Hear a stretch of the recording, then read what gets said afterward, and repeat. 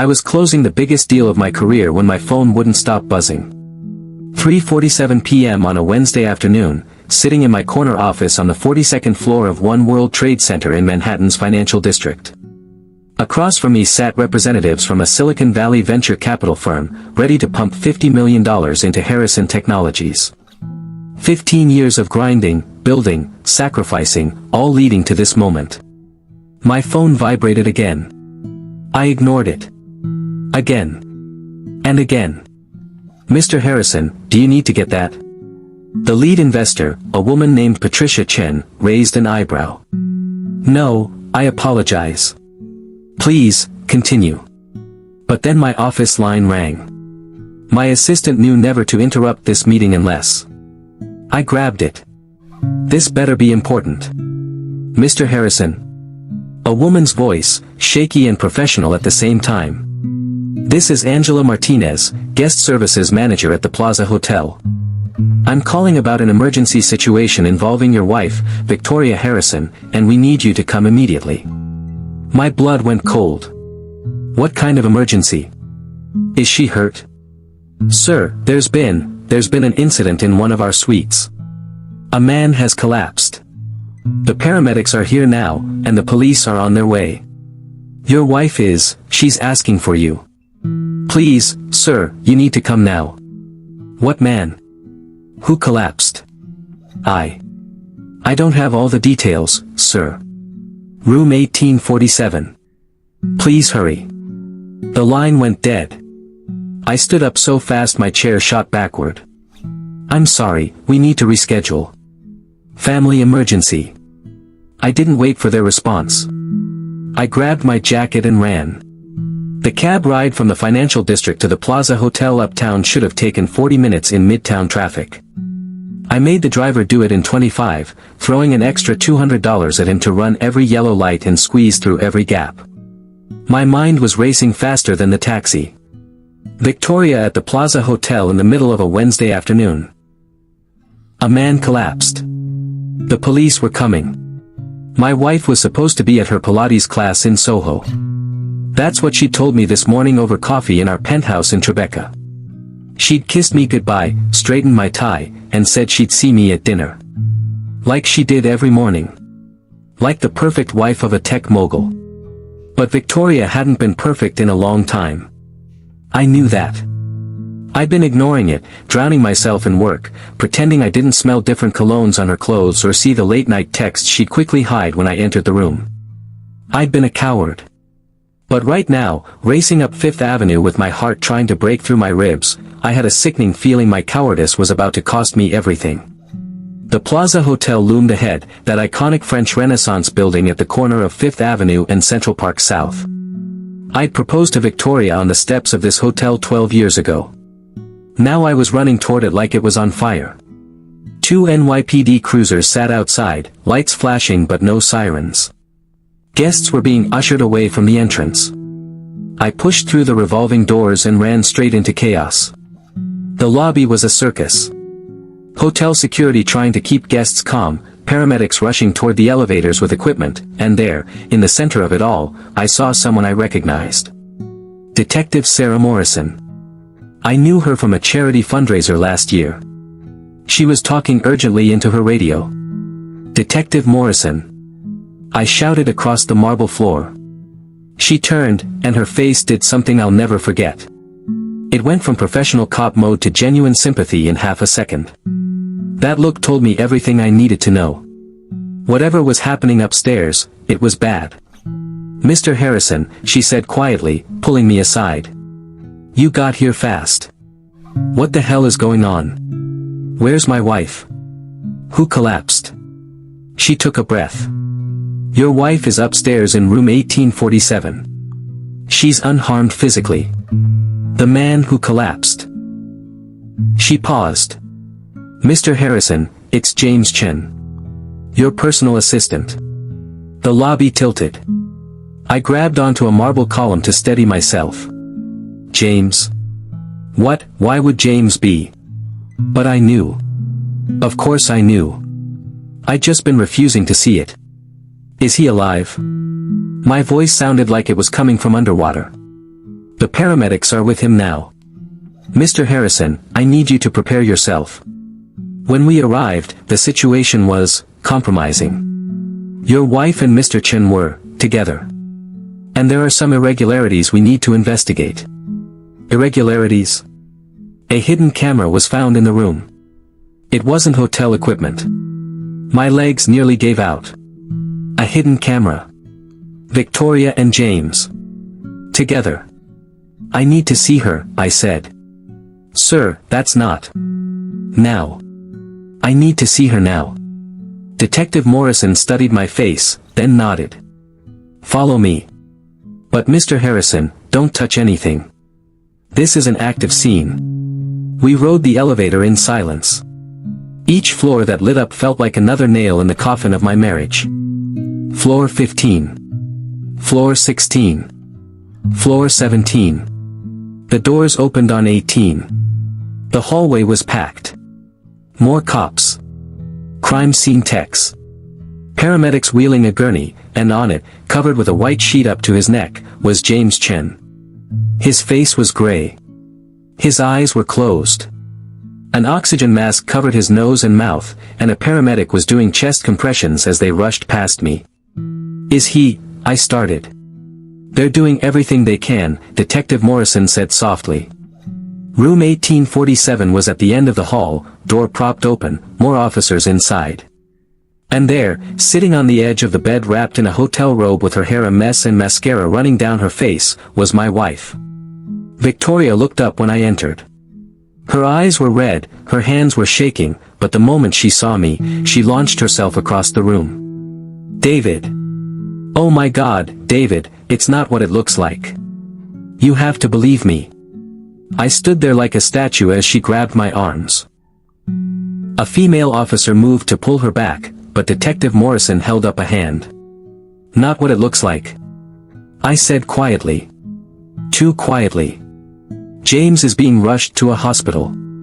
You're in a hotel room. In a robe. On a Wednesday afternoon. What exactly should it look like, Victoria? We were just talking, and he started feeling sick, and I...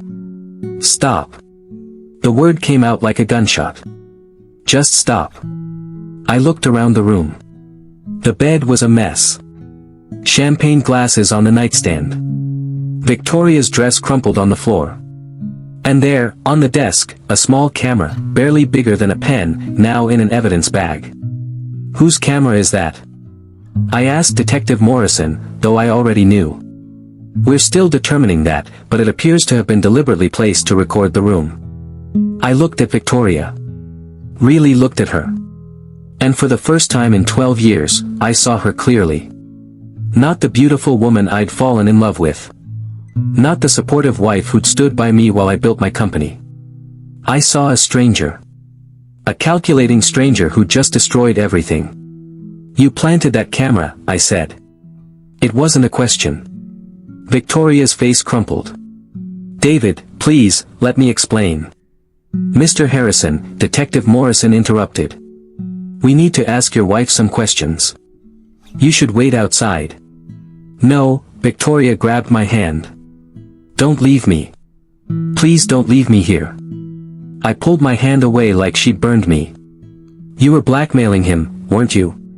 That's what the camera was for. You were going to blackmail James. Her silence was the only answer I needed. Why? My voice cracked. Why James? What could you possibly need to blackmail my own PA for? A uniformed officer leaned in and whispered something to Detective Morrison. Her face went hard.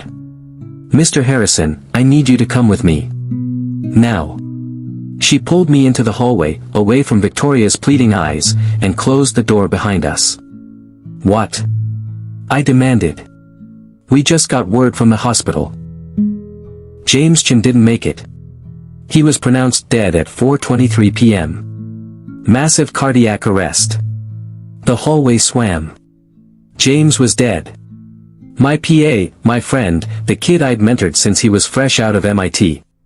Dead. In a hotel room. With my wife.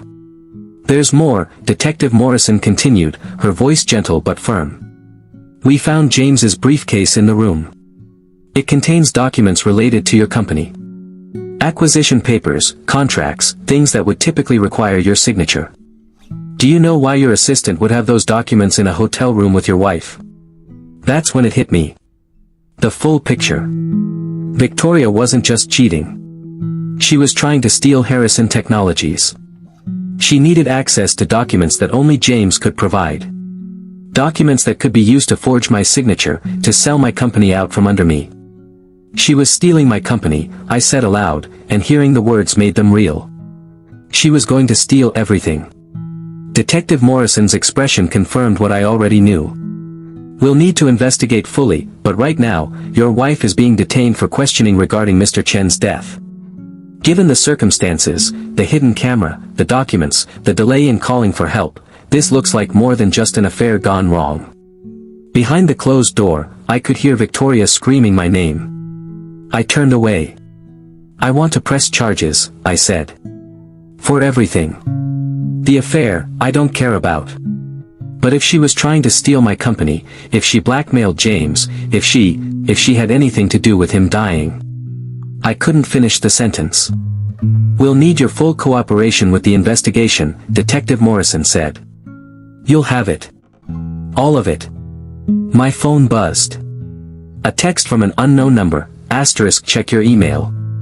You need to see this before you talk to anyone. The whole video is there. Someone who knows what she did *. I opened my email right there in that hotel hallway, with cops swarming around me and my wife screaming behind a closed door and my PA dead because of her greed. The video file downloaded. I pressed play. And I watched my entire world burn. The video was crystal clear. Better quality than I expected from such a small camera. Whoever sent it to me had also sent the original file, not some compressed version. They wanted me to see every detail. It started with Victoria entering the hotel room. She was wearing the black dress I'd bought her for our anniversary last month. She looked around, checking corners, and then pulled out the tiny camera from her purse. She spent a full 2 minutes positioning it on the desk, angling it just right to capture the bed. Then she set up her phone to record as well, propping it against a lamp. Backup footage. She was thorough, I'd give her that. She checked her reflection in the mirror, reapplied her lipstick, and then texted someone.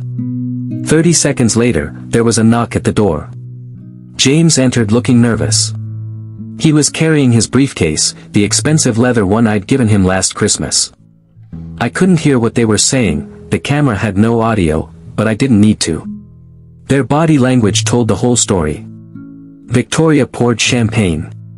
James set his briefcase on the desk, right next to the hidden camera. She moved closer. He stepped back.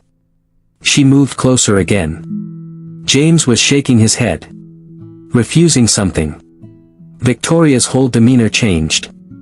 She pulled out her phone and showed him something. His face went white. She showed him more. He grabbed for the phone, but she pulled it away. Whatever she was showing him, it was bad enough to make James set down his champagne glass with shaking hands. She pointed to the briefcase. He hesitated. She showed him the phone again. James opened his briefcase. I was watching my wife blackmail my best employee in real time, and I couldn't look away. He pulled out documents.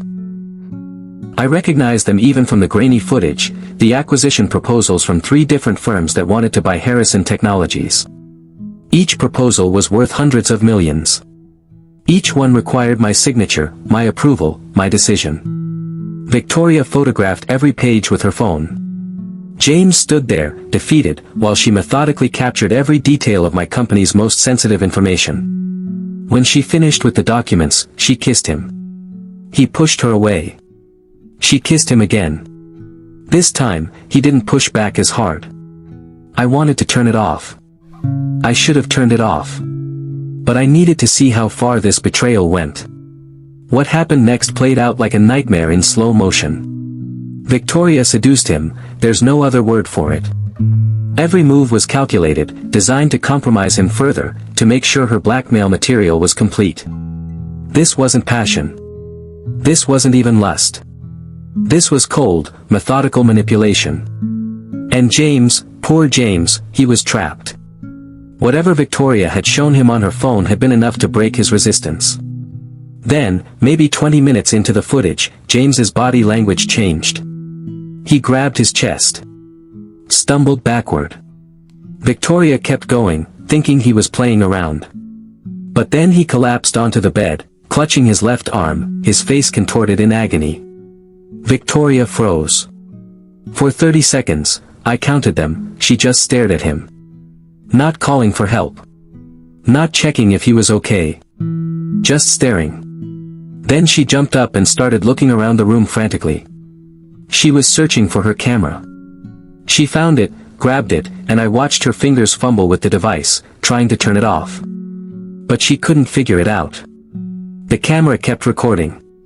That's when James stopped moving. Victoria finally, grabbed the hotel phone and called the front desk. But those 30 seconds, those precious 30 seconds when she'd been more worried about covering up her blackmail scheme than saving a man's life, those seconds might have been the difference between James living and dying. The video ended with Victoria throwing on the hotel robe and trying to hide her phone and the documents in her purse. The sound of sirens in the distance. The last frame showed her face, and there was no remorse there. Only panic at being caught. I stood in that hallway outside room 1847, staring at my phone screen, and something inside me broke. Not my heart, that had broken the moment Detective Morrison told me James was dead. No, what broke was something deeper. My ability to trust. My ability to believe that people were fundamentally good. My ability to think that the woman I'd shared my life with for 12 years had ever loved me at all. Mr. Harrison. Detective Morrison approached. Are you alright? I looked up at her. I need to show you something. By 6 p.m., the video had been turned over to the district attorney's office. By 7 p.m., Victoria had been officially arrested and charged with second-degree manslaughter, attempted grand larceny, wire fraud, and blackmail. By 8 p.m., the story had leaked to the press, and my phone was exploding with calls from every media outlet in New York City. I ignored them all and went straight to my lawyer's office in Midtown Manhattan. Marcus Webb had been my attorney since I'd incorporated Harrison Technologies 15 years ago. He'd drawn up the prenup, handled every contract, every acquisition, every legal challenge. He was ruthless in the courtroom and had never lost a case that mattered. When I walked into his office at Webb & Associates on 6th Avenue, he already had the news playing on 3 different screens. David. He stood, his face grim. I've been trying to reach you. I know. I'm sorry. It's been. I couldn't even finish the sentence. Sit down before you fall down. He poured me 3 fingers of scotch. You look like hell. I drank it in one swallow. James is dead, Marcus. Victoria killed him. The DA is calling it manslaughter, not murder, he said carefully. But with the video evidence and the blackmail scheme, they're building a strong case. She could be looking at 20 years, maybe more. Good. The word came out harder than I intended, but I meant it. I want her to rot in that cell for what she did. That's the grief talking, David. You loved her once. I loved a ghost, I said. A performance. None of it was real, Marcus. Our entire marriage was a lie, and I was too busy building my company to see it. He studied me for a long moment. What do you want to do? I want justice. For James. For his wife Emily, did you know she's pregnant? 8 months. Their first kid. James is never going to meet his son because my wife decided my company was worth more than a human life. I slammed the empty glass down on his desk. So here's what we're going to do. We're going to give the DA everything they need to put Victoria away for the maximum sentence. Every document, every bank record, every shred of evidence that shows this wasn't just a one-time mistake. This was premeditated theft. Marcus nodded slowly. The prenup is ironclad. She signed away any rights to the company or your assets in case of infidelity or criminal activity. She'll get nothing in the divorce. I don't want to divorce her. He blinked. What? I want her to stay my wife, I said coldly. Because in New York State, I'm responsible for any children born during our marriage. And I have a feeling Victoria's going to have a very interesting announcement soon. Right on cue, my phone buzzed. A message from Detective Morrison, Mrs. Harrison is claiming she's pregnant. Jail medical staff is confirming. Thought you should know, I showed Marcus the message. His eyes widened. You think it's James's? I think it could be anyone's at this point.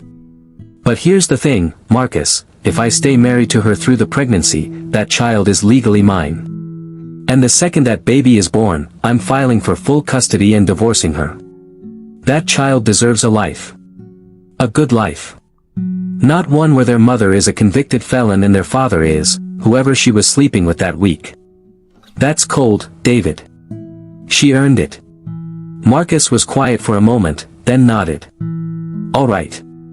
I'll file a motion to delay divorce proceedings until after the trial. But David, you need to think about this. Raising a child that might not be yours.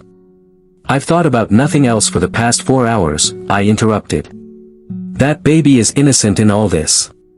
And if Victoria thinks I'm going to let her use a pregnancy to reduce her sentence or gain sympathy, she's more delusional than I thought. 8 months later, I stood outside the New York County Criminal Court in Lower Manhattan, watching news vans set up for what the media had dubbed the Plaza Hotel murder trial. Victoria had given birth 3 weeks ago in the prison medical ward at Rikers Island. A girl. She'd named her Sophia, though she'd already signed adoption papers. She didn't want the baby, just the sympathy it might generate with the jury. The DNA test I'd insisted on came back last week. The baby wasn't mine. She wasn't James's either. She belonged to a personal trainer named Derek from Victoria's gym in Soho. He'd come forward when he'd seen the news, claiming Victoria had told him she was on birth control and that I was impotent. Just another lie in an ocean of them. I'd still filed for custody. Derek didn't want the responsibility, and Victoria was going to prison. That little girl deserved better than being shuttled through foster care. So now, in addition to everything else, I was going to be a single father to my ex-wife's affair baby. My therapist said I was processing grief in unusual ways. I said I was just trying to do the right thing. Inside the courtroom, the prosecution had built their case methodically. The video evidence was damning. Victoria's financial records showed months of planning, shell corporations, forged documents, money being siphoned from our accounts into offshore holdings. They'd found her burner phone with text messages to James, after tomorrow, I'll have everything I need. He'll never see it coming. Messages to her lawyer about divorcing me and claiming half the company, despite the prenup. Messages to Derek about starting a new life together once she'd secured the funding. The prosecution painted a picture of a woman so consumed by greed and entitlement that she destroyed everything in her path. The defense tried to portray her as a desperate housewife, neglected by her wealthy husband, driven to extremes. They tried to make James the villain, a man who'd taken advantage of a vulnerable woman. They tried to make me the cold, calculating businessman who'd driven his wife to madness. But the video didn't lie. And the timeline didn't lie. Victoria had waited 30 seconds before calling for help. 30 seconds where James Chen's life might have been saved. James's widow, Emily, testified. She held her 3-month-old son, James Jr., as she described how she'd last spoken to her husband that morning. How he'd kissed the baby goodbye and said he'd be home early.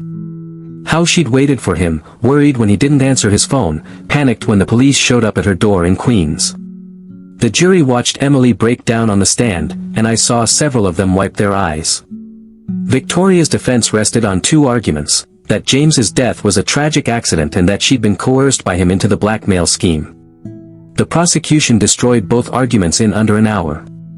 Ladies and gentlemen, the ADA said in her closing argument, this was not an accident. This was not passion gone wrong. This was premeditated theft that resulted in the death of an innocent man. Victoria Harrison planted a hidden camera to blackmail James Chen. She orchestrated this meeting with the express purpose of stealing confidential documents worth hundreds of millions of dollars. And when James Chen suffered a medical emergency, a man with a known heart condition, a man who'd confided in her about his health issues. She did not call for help. She looked for her camera. She tried to cover her tracks. And only when she realized she couldn't hide the evidence did she finally, belatedly, call the front desk. The ADA paused, letting that sink in. James Chen's last moments were spent clutching his chest in agony while the woman who'd lured him there cared more about a camera than his life. He left behind a wife. A newborn son. A future that will never happen because Victoria Harrison valued money over human life. The jury deliberated for 6 hours. On the charge of second-degree manslaughter, we find the defendant guilty. Victoria's face crumpled. On the charge of attempted grand larceny, we find the defendant guilty. Her lawyer grabbed her arm to steady her. On the charge of wire fraud, we find the defendant guilty. On the charge of extortion, we find the defendant guilty. When the judge handed down the sentence, 15 to 25 years with sentences running consecutively, Victoria finally looked at me. Our eyes met across the courtroom, and there was no plea for mercy in her gaze. Just pure, undiluted hatred. I stared back, unmoved. 2 years later, I stood in the executive office of Harrison Technologies, now relocated to a brand new building in Hudson Yards, Manhattan's newest tech hub. Floor-to-ceiling windows overlooked the Hudson River. The Empire State Building glittered in the distance. On my desk sat a photo of me holding Sophia at her second birthday party. She had Victoria's eyes but thankfully nothing else of her mother in her. She was happy, healthy, and had no idea that her biological mother was serving time at Bedford Hills Correctional Facility upstate. I'd legally adopted her 6 months ago. Her birth certificate now read Sophia Chen Harrison, Chen in honor of James, the man whose life Victoria had stolen. Emily and James Jr. visited often. I'd set up a trust fund that would take care of them for life, and Emily now ran the James Chen Memorial Foundation, which provided scholarships for underprivileged kids interested in technology. It's what James would have wanted. Harrison Technologies had recovered and then some. The near scandal had actually increased our profile, and investors liked the narrative of the betrayed CEO who'd rebuilt his empire from ashes. We'd acquired 2 competitors, expanded into artificial intelligence and blockchain, and our stock had tripled. I'd started seeing someone, Rachel, a software engineer I'd met at a tech conference in Austin. She knew my whole story and didn't care. She liked me for me, not for my money or my company. It was refreshing. Real. My phone buzzed. A message from Marcus, * Victoria's filing for early parole review. Wants a hearing in 5 years, *. I looked at the message for a long moment, then deleted it. Victoria could file whatever she wanted. She could spend the next 5 years being a model prisoner. She'd still serve every day of her sentence. I'd made sure the parole board had copies of everything, the video, the testimony, the full scope of her betrayal. Some people might call what I did revenge. I called it justice. I didn't plant evidence. I didn't lie. I simply made sure the truth came to light and let the consequences fall where they may. Victoria destroyed James Chen. She tried to destroy me. And in the end, she destroyed herself. I picked up Sophia's photo and smiled. Out of the ashes of that nightmare, I'd somehow found purpose. A daughter who needed me. A company that thrived. A future that didn't include looking over my shoulder, wondering when the next betrayal would come. The best revenge wasn't some elaborate scheme. It was simply this. Moving forward. Building something good from something terrible. Letting the woman who tried to take everything from me rot in a cell while I lived the life she'd thrown away. Victoria wanted my empire. Instead, she got a prison cell and a legacy of shame. I got everything else.